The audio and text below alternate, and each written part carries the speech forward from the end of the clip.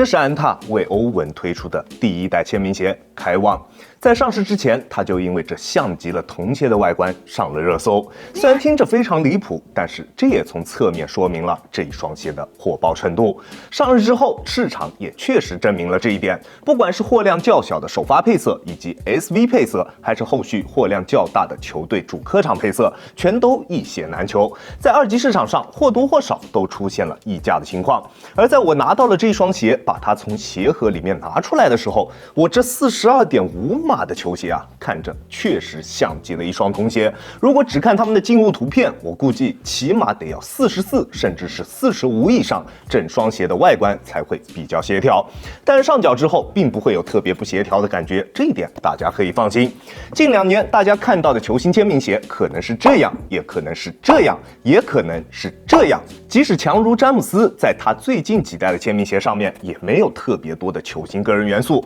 除了彪马的3球和李宁的韦德之道外，其他所有品牌的球星签名鞋基本上都在慢慢的弱化球星的个人元素，更多的则是在强调自己的品牌。但是我们广大的消费者们在购买球星签名鞋的时候，除了实战性能之外，大家最在意的就是球星本身。这些球星的签名鞋也是因为在有了对应球星的强大 IP 加持下，才能有着更高的定价。但是现在的那些所谓的签名鞋，在我看来只是一双盖了球星个人 logo 的普通篮球鞋罢了。球星的个人元素真的是越来越少，大多数的球星都有着比较张扬的个性，我不相信他们会不希望在自己的个人签名鞋上面有更多一些属于自己的元素。而这一次开旺的出现，让我们看到了怎样的一双篮球鞋才能被称得上是一双球星的个人签名鞋。在这一双鞋身上，欧文的个人元素几乎做到了全方位的覆盖，甚至是鞋面上用来补强的热熔材料也是这种欧文部落的独特花纹，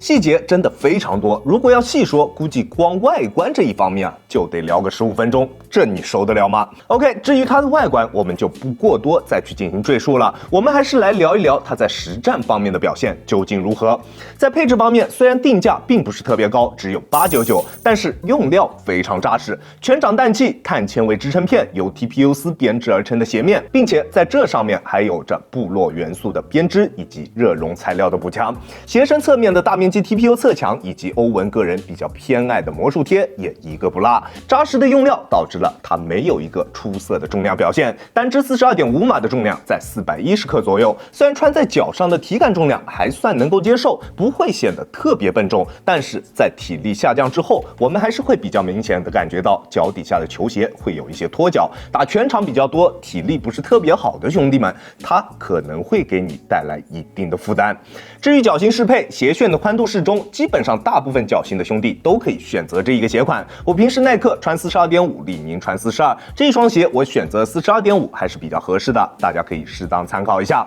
我的脚型属于正常略微偏窄的脚型，在穿这一双鞋的时候，能明显感觉到它的前掌会略微有一点点偏宽，它会更加适合正常脚型以及宽脚的兄弟去进行选择。但是窄脚的兄弟们也完全不用担心，在我这一段时间的体验下来，我觉得它的动态锁定完全没有问题。在做一些变向或者侧向蹬地动作的时候，脚在鞋内基本上不会出现位移，在急停急起的时候也完全不会出现顶脚趾或者是掉跟的现象。整体的包裹锁定非常棒，基本上找不出什么缺点，而且较为扎实的内部填充也让它拥有了比较不错的包裹舒适度，完全不会出现任何舒适度方面的问题，什么鞋带勒脚弯折点卡脚之类的问题，在这双鞋身上都不存在。不过偏厚的内部填充也就注定了它不会有特别出色的透气性，在夏天穿捂脚的感觉还是比较明显的，在意透气性的兄弟们还是要慎重考虑一下。至于它中足部位的这一条魔术贴绑带，对于包裹的影响并不是特别大，即使是在不使用这一条绑带的情况下，它的中段锁定就已经足够出色了。所以这一条绑带如果它失去了粘性之后，它的包裹锁定也不会出现什么明显的下降，这一点大家可以放心。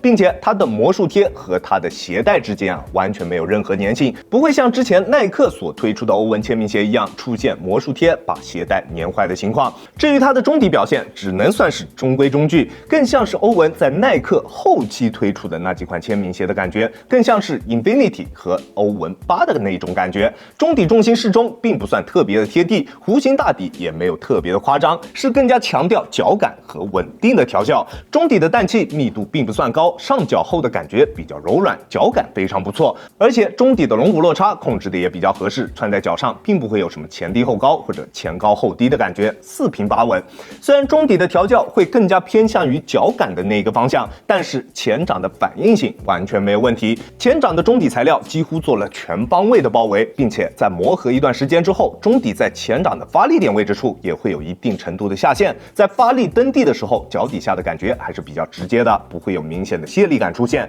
但是后掌的缓震对于大体重的球员来说会不太够用。我180斤的体重，在单纯用脚后跟着地的时候，震脚的感觉还是比较明显的。当然啊，我相信会选择欧文篮球鞋的兄弟们，应该对于缓震都不会特别在意吧，对吧？而且相对之前欧文在耐克时期推出的那些签名鞋来说，这双鞋的缓震绝对是最好的，这一点毋庸置疑。而且在强度方面，它也是最强的一双欧文签名鞋，比之前耐克的欧文签名鞋都要更为出色。不管做什么动作，脚底下的球鞋都不会出现夸张的形变，不管是中底刚性还是鞋面强度都没有任何问题，用来打高强度的比赛也绝对不在话下。但是它最大的一个问题是它的抓地，大底的纹路过于密集，而且在这一些纹路上还有着一层细小的纹路覆盖，非常容易吸附灰尘。如果你打球的场地灰尘比较多，那这一双鞋就会抓不住地，而且吸附在这一些细小纹路上面的浮灰，用手很难擦干净。在做变向、急停或者是发力蹬地这一类动作的时候，球鞋的反应非常的不果断，都会出现一定程度的打滑。因此，我也穿它去室外打了一会儿，在外场的抓地啊，确实是非常棒的，想停就停，指哪打哪，耐磨表现也还算不错，只要不是水泥地，应该都能够驾驭。而我在外场把它主要发力点位置处的纹路磨掉一点之后，它在室内的抓地表现确实会有一定程度的提升，但是它依旧没有办法做到那种想停就停，指哪打哪的水平。在发力的时候，脚底下总会有一点点拖沓的感觉。不知道最近发售的那一双母亲节配色啊，在用了深胶大底之后，它在抓地力方面是不是有什么变化？是不是有所提升？那抢到的兄弟们可以跟大家分享讨论一下，好吧？这一双鞋的整体实战性能并不算特别出色，但是有一说一，这是欧文所有的签名鞋里面综合性能最强的一双，最全面的一双。但是现在溢价的状态肯定是不值得购买的，以后货量越来越大，价格能到个600左右，我觉得就比较值了。我估计后期部分配色应该有希望能够到达500这一个价位段。如果真的能够到达这一个价位段啊，那性价比就比较高了，那毕竟是一双球星的个人签名鞋，对吧？这双开旺确实称不上是一双实战神鞋，它的性能也撑不起它现在近1000元的2级市场售价，但是它丰富的球星个人元素以及较高的配置，都绝对对得起它899的定价，也对得起粉丝们的期待。后续如果真的能够到达500、600这个价位段，甚至是更低的价格，那这一双鞋一定能够拥有跟以前欧文的签名鞋一样高的热度，甚至普及率会比耐克的欧文更高。那你觉得呢 ？OK， 这就是本期视频的全部内容了。再次感谢大家观看本期的亚狼球鞋。如果你觉得我的视频还有点意思，欢迎大家在各大平台搜索亚狼球鞋找到我，记得要点击关注啊。好了，那我们下期视频再见吧，大家有空来做 ，peace。